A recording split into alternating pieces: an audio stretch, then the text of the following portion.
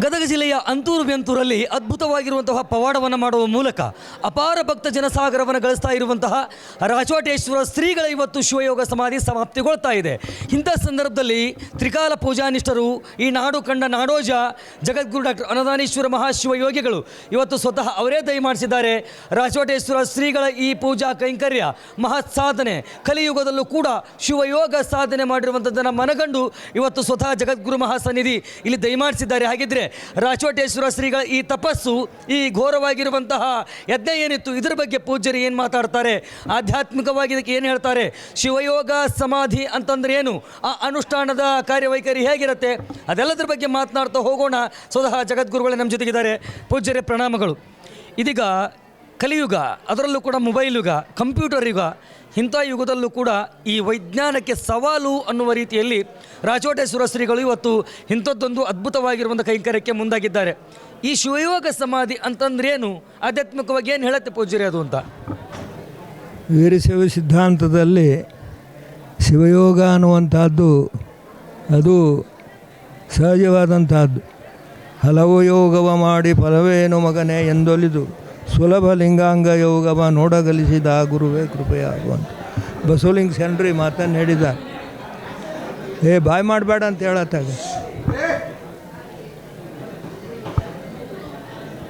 ವೀರಶೈವ ಸಿದ್ಧಾಂತದಲ್ಲಿ ಲಿಂಗಧಾರಣೆಯ ಮೂಲಕವಾಗಿ ಯಾವ ಸಾಧನೆ ಪ್ರಾರಂಭವಾಗ್ತದೆ, ಗುರುಗಳು ಲಿಂಗವನ್ನು ಕೊಡ್ತಾರೆ. ಈ ಲಿಂಗ ಹೊರಗಿನದಲ್ಲ, ನಮ್ಮ ಪಶ್ಚಿಮ ಚಿಕಾಚಕ್ರದಲ್ಲಿರ್ತಕ್ಕಂಥ ಚೈತನ್ಯವನ್ನೇ ತೆಗೆದು ಅದನ್ನು ಈ ಇಷ್ಟಲಿಂಗದಲ್ಲಿ, ಅದು ಇಷ್ಟಲಿಂಗ ಅಂತಕ್ಕಂಥದ್ದು ಕೂಡ ನಮ್ಮ ಸ್ವರೂಪವೇ.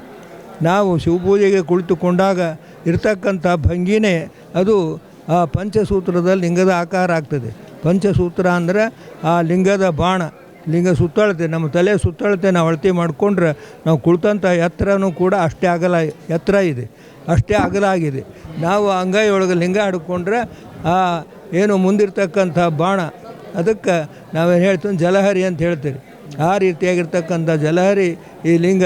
ಇಂಥ ಲಿಂಗವನ್ನು ಅಂಗೈಯೊಳಗಣ ಲಿಂಗವ ನೋಡುತ್ತಾ ನೋಡುತ್ತಾ ಕಂಗಳ ಕಡೆಗೂಡಿ ಒರೆಯುತ್ತಾ ಎಂದಿಪ್ಪೆನೋ ಅಂಥೇಳಿ ಬಸವಣ್ಣವ್ರು ಹೇಳ್ದಂಗೆ ಆ ಲಿಂಗವೇ ಲಿಂಗದ ಒಂದು ಸಂಯೋಗವನ್ನು ಪಡೆಯುವುದಕ್ಕಾಗಿ, ಲಿಂಗಾಂಗ ಸಾಮರಸ್ಯವನ್ನು ಪಡೆಯುವುದಕ್ಕಾಗಿ ಇಂಥ ಸಾಧನೆ ಇದು ಯಾವಾಗಲಿಂದೂ ಕೂಡ ಇದೆ. ಇದನ್ನು ಬೂದೀಶ್ವರ ಮಹಾಸ್ವಾಮಿಗಳು ಹಿಂದಿನವರು ಕೂಡ ಸಾಧಿಸಿದರು.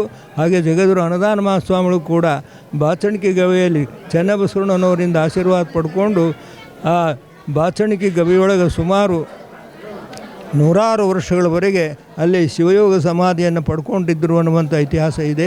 ಈ ರೀತಿಯೊಳಗೆ ಇಂಥ ಸಾಧನೆ ಇದೆ. ಆದರೆ ಇವತ್ತಿನ ಈ ಕಲಿಯುಗದಲ್ಲಿ ಈ ಯಾವ ವಿಜ್ಞಾನದ ಯುಗದಲ್ಲಿ ಸಾಧನೆ ಮಾಡ್ತಕ್ಕಂಥ ವ್ಯಕ್ತಿಗಳು ಬಹಳ ಅಪರೂಪ. ಅದನ್ನು ಸಾಧಿಸಿದವರು ನಮ್ಮ ರಾಚೋಟಿ ಶಿವಾಚಾರ್ಯರು ಅನ್ನುವಂಥ ಹೇಳುವುದಕ್ಕೆ ಭಾಳ ಸಂತೋಷ ಅನಿಸುತ್ತೆ.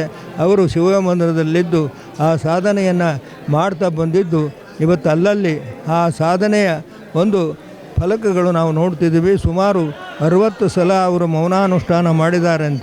ಹಾಗೆ ಎಂಥ ಒಂದು ಸಮಾಧಿ ಯೋಗವನ್ನು ಕೂಡ ಸುಮಾರು ಕೆಲವು ಕಾಲ ಮಾಡ್ತಾ ಬಂದಿದ್ದು 10-15 ದಿವಸ ಮಾಡಿರ್ಬೋದು. ಇದು 33 ದಿನಗಳ ಕಾಲ ಮಾಡಿದ್ದು ನಿಜವಾಗಲೂ ಕೂಡ ಅಪರೂಪದ ಸಾಧನೆ, ಅಪರೂಪವಾದಂಥ ಸಿದ್ಧಿ ಅನ್ನುವಂಥ ಮಾತನ್ನು ಹೇಳಬೇಕಾಗ್ತದೆ. ಇದು ಸಹಜ ಶಿವಯೋಗ ಅನ್ನುವಂಥದ್ದಕ್ಕೆ ಹೆಚ್ಚು ಒತ್ತು ಕೊಟ್ಟಿದ್ದಾರೆ. ಈಗ ಸಾಮಾನ್ಯರಿಗೆ ತಿಳಿಯುವ ಹಾಗೆ, ಅಂದರೆ ಈ ಸಾಂಸಾರಿಕ ಗೃಹಸ್ಥಾಶ್ರಮದಲ್ಲಿ ತಿಳಿಯುವ ಹಾಗೆ ಹೇಳೋದಾದರೆ, ಈ ಶಿವಯೋಗ ಸಮಾಧಿ ಅನುಷ್ಠಾನ ಇದೆಯಲ್ವಾ, ಅಂದರೆ 33 ದಿನಗಳ ಕಾಲ ಗಾಳಿಲ್ಲ, ಬೆಳಕಿಲ್ಲ, ನೀರಲ್ಲಿ ನಡೆಯಲ್ಲ, ಇದನ್ನು ತಡೆದಿಟ್ಕೊಂಡು ಈ ಜೀವನ ಪ್ರಾಣವಾಯುವನ್ನು ಪಡ್ಕೊಳ್ಳೋದು ಹೇಗೆ, ಇಟ್ಕೊಳ್ಳೋದು ಹೇಗೆ ಅಂತ, ಅದು ಯಾವ ರೀತಿ ಮಾಡ್ತಕ್ಕಂಥದ್ದು ಅಂತ ಅದನ್ನೇ ಹೇಳಿದ್ದು. ಶಿವಯೋಗ ನಮ್ಮ ಲಿಂಗ ಪೂಜೆ ಅದು ಇಷ್ಟಲಿಂಗ ಪೂಜೆ. ಮೊದಲಿರ್ತಕ್ಕಂಥದ್ದು ಇಷ್ಟಲಿಂಗ, ಪ್ರಾಣಲಿಂಗ, ಭಾವಲಿಂಗ ಅಂತ 3 ಲಿಂಗಗಳ ಪೂಜೆ ನಡೀತಿದೆ. ಅಂಥ ಒಂದು 3 ಪೂಜೆಗಳು ಇವತ್ತು ಸಾಮಾನ್ಯವಾಗಿ ಎಲ್ಲರೂ ಮಾಡ್ತಕ್ಕಂಥದ್ದು ಇಷ್ಟಲಿಂಗ ಪೂಜೆ. ಅದು ನಮ್ಮ ಅಂಗೈಯೊಳಗೆ ಹಿಡ್ಕೊಂಡು ಲಿಂಗವನ್ನು ಉಪಚಾರಗಳಿಂದ ಬಸವಣ್ಣವ್ರು ಹೇಳಿದಂಗೆ ಅಷ್ಟವಿಧಾರ್ಚನೆ ಷೋಡಶೋಪಚಾರವ ಮಾಡುವೆನು, ಮಾಡಿದ ಪೂಜೆ ನೋಡುವೆನು ಅನ್ನುವಂಥ ಮಾತಿನೊಳಗೆ ಲಿಂಗ ಪೂಜೆಯನ್ನು ಮಾಡಿ ಲಿಂಗವನ್ನು ತದೇಕ ದೃಷ್ಟಿಯಿಂದ ನೋಡ್ತಕ್ಕಂಥದ್ದೇ ಶಿವಯೋಗ. ಅದಕ್ಕೆ ಹಲವು ಯೋಗವು ಮಾಡಿ ಫಲವೇನು ಮಗನೇ ಎಂದೊಲಿದು ಸುಲಭ ಲಿಂಗಾಂಗ ಯೋಗವ ನೋಡಗಲಿಸಿದೆ ಅಂತ ಹೇಳಿದ್ದಾರೆ. ಹಾಗೆ ಆದರೆ ಅದಕ್ಕೂ ಮುಂದುವರೆದು ಇಂಥ ಒಂದು ಭಾವಲಿಂಗದ ಪೂಜೆಯಲ್ಲಿ ಬೆರೆತು ಸಂಪೂರ್ಣವಾಗಿ ಅದರಲ್ಲಿಯೇ ಮಗ್ನರಾಗ್ತಕ್ಕಂಥ ಶಿವಯೋಗದಲ್ಲಿಯೇ ಪೂರ್ಣ ಸಮಾಧಿ ಸ್ಥಿತಿಯಲ್ಲಿ. ಯಾಕಂದರೆ ಈ ಸಮಾಧಿ ಯೋಗ 8 ತೆರನಾಗಿ ಹೇಳ್ತಾರೆ.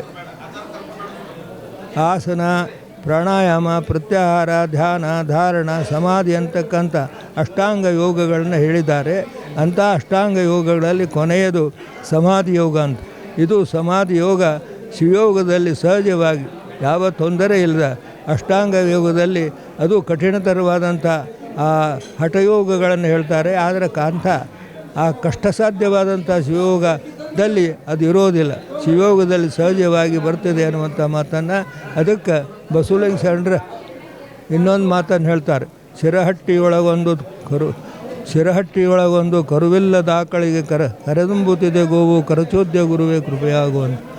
ಆ ರೀತಿಯಲ್ಲಿ ಈ ಶಿರಹಟ್ಟಿ ಅಂತಕ್ಕಂಥದ್ದು ಶಿರಸ್ಸು, ಈ ಶಿರಸ್ಸಿನಲ್ಲಿರ್ತಕ್ಕಂಥ ಚೈತನ್ಯಗಳನ್ನು, ಆ ಜ್ಞಾನ ತಂತುಗಳನ್ನು, ಅವೇ ಆಕಳುಗಳು, ಅವುಗಳು ಅಲ್ಲಿ ಅಮೃತವನ್ನು ಸುರಿಸ್ತವೆ. ಅಂಥ ಅಮೃತ ಬಿಂದುವನ್ನು ಪಡಿತಕ್ಕಂಥದ್ದು ಅದು ಶಿವಯೋಗದ ಸಾಧನೆಯಿಂದ ಸಾಧ್ಯ ಆಗ್ತದೆ ಅನ್ನುವಂಥ ಮಾತನ್ನು ಜಗದ್ಗುರು ಮಹಾಸನ್ನಿಧಿಯವರು ಮಾತನಾಡ್ತಾ ಯಮ, ನಿಯಮ, ಪ್ರಾಣಾಯಾಮ, ಪ್ರತ್ಯಾಹಾರ, ಧಾರಣ, ಧ್ಯಾನ, ಸಮಾಧಿ ಈ ಅಷ್ಟಾಂಗ ಮಾರ್ಗ ಏನಿದೆ ಅದನ್ನು ನಿಜಕ್ಕೂ ಕೂಡ ಅದನ್ನು ಅರ್ಥೈಸ್ಕೊಂಡಂಥವರು, ಅಳವಡಿಸಿಕೊಂಡವರು, ಕೊನೆಗೆ ಸಮಾಧಿ ಸ್ಥಿತಿಯನ್ನು ತಲುಪಿದಂಥವರು ಖಂಡಿತವಾಗಿ ಕೂಡ ಇಂಥದ್ದೊಂದು ಸಾಧನೆಯನ್ನು, ಮಹತ್ ಕಾರ್ಯವನ್ನು ಮಾಡಬಲ್ಲರು ಅನ್ನುವಂಥದ್ದು ಜಗದ್ಗುರು ಮಹಾಸನ್ನಿಧಿಯವರ ಮಾತು. ಇದು ಕೇವಲ ಈಗಲ್ಲ, ಹಿಂದೆ ಕೂಡ ಸಂತ ಮಹಾಂತರ ಶಿವಯೋಗಿ ಶಿವಾಚಾರ್ಯವರೆಣ್ಣರು ಈ ಥರದಾಗಿರ್ತಕ್ಕಂಥ ಪ್ರಕ್ರಿಯೆಗಳನ್ನು ಮಾಡ್ತಾ ಬಂದಿದ್ದಾರೆ. ಇದು ವೀರಶೈವ ಲಿಂಗಾಯತ ಧರ್ಮದಲ್ಲಿ, ಸನಾತನ ಸಂಸ್ಕೃತದಲ್ಲಿ ಅಚ್ಚಳಿಯದಂತೆ ಇರುವಂಥದ್ದು ಇದೊಂದು ಸಂಸ್ಕೃತಿಯಾಗಿದೆ, ಸದಾಚಾರವಾಗಿದೆ ಅನ್ನುವಂಥದ್ದು ಪೂಜ್ಯರ ಮಾತಾಗಿದೆ. ಹಾಗೆಯೇ ಜಗದ್ಗುರು ರಾಚೋಟೇಶ್ವರ ಮಹಾಸ್ವಾಮಿಗಳು ಕೂಡ ಲಿಂಗಾಂಗ ಸಮರತೆಯನ್ನು ಕಂಡಂಥವರು. ಅವರು ಅಂಗೈಯೊಳಗೆ ಲಿಂಗಯನ್ನು ಹಿಡಿದು ಲಿಂಗಾಂಗ ಸಾಮರಸ್ಯದ ಮೂಲಕ ಇಂಥೊಂದು ಶಿವಯೋಗ ಅನುಷ್ಠಾನವನ್ನು ಸಾಧಿಸಿದ್ದಾರೆ ಅನ್ನುವಂಥದ್ದು ಜಗದ್ಗುರು ಮಹಾಸನ್ನಿಧಿಯವರ ಮಾತಾಗಿದೆ. ಕ್ಯಾಮ್ರಾ ಪರ್ಸನ್ ಉಮೇಶ್ ಜೊತೆ Anandayya, Viraktamath, rise of news, Gadag.